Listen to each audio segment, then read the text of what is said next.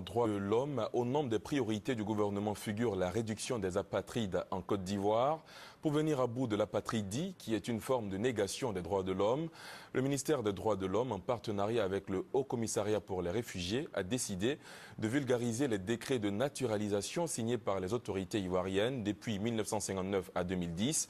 Tous ces décrets de naturalisation répertoriés ont été remis hier, mardi, au directeur général de l'ONI, Office national de l'identification, par le ministre Nyénéma Coulibaly. Des droits de l'homme et des libertés publiques fait un travail de fourmi. Ce travail consiste à inventorier tous les décrets de naturalisation signés par les chefs d'État qui se sont succédés à la tête de la Côte d'Ivoire de 1959 à 2010. Objectif de cet inventaire, prouver la nationalité des personnes d'origine étrangère ayant bénéficié d'une naturalisation et qui de ce fait sont devenues ivoiriennes.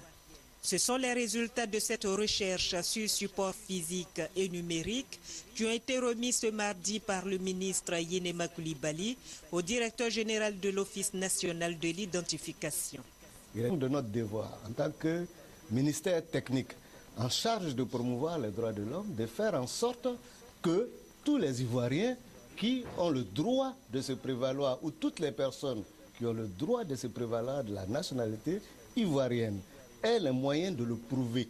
Et c'est ce que je disais tantôt, en diffusant ou les JO ou tous les traités relatifs aux droits des hommes, comme nous l'avons fait à cette fin d'année, c'est pour permettre de faire une bonne gouvernance, de créer un état de droit. Ces documents vont ainsi permettre à l'administration de lever tout équivoque sur la nationalité de plusieurs personnes menacées d'apatridie en Côte d'Ivoire. L'apatride étant un individu qui n'est reconnu par aucun pays comme son ressortissant. Quand quelqu'un viendra à l'occasion de l'identification ordinaire, par exemple, dire qu'il est ivoirien, qu'il veut avoir une carte d'identité, on va regarder dedans. On va regarder dans le oui ou non cette personne a bénéficié d'un décret de naturalisation ou pas. Une fois que les vérifications sont faites, il pourra obtenir un certificat de nationalité et nous, on lui établira une carte nationale d'identité. Ce projet de vulgarisation des décrets de naturalisation est financé par l'UHCR, le Haut Commissariat pour les réfugiés, et constitue une priorité pour le gouvernement.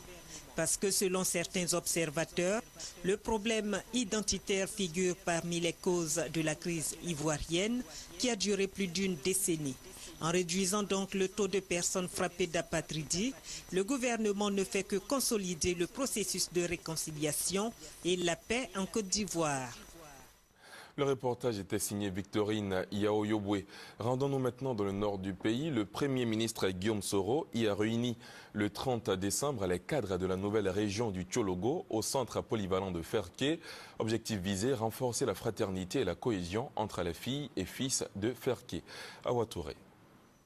Comment, de manière urgente, apporter à la population de la région du Tchologo le bien-être économique et social de manière durable et participative? C'est autour de cette vision que les cadres de Ferké se sont retrouvés pour réfléchir à un plan d'action pour le développement de leur région. Au regard des différents axes de développement, cette rencontre présidée par le préfet intérimaire de la nouvelle région du Tchologo, Traoré Vassiriki, a fait le constat d'un véritable retard de développement.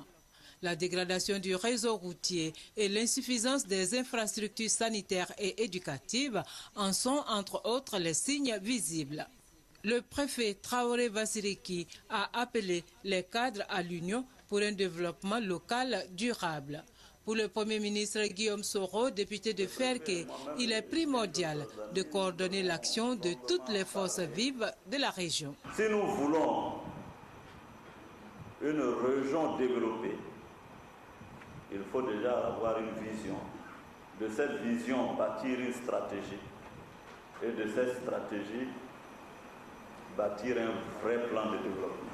Peut-être ce qui nous manque, c'est cette cohésion, cette nécessaire cohésion sans laquelle nous ne pouvons pas développer notre région. C'est pourquoi j'en appelle à l'union de tous les cadres, quelle que soit leur obédience. Au thème de ces assises, il a été décidé de créer une coordination afin que les projets de développement soient désormais orientés, programmés et évalués selon un plan d'action.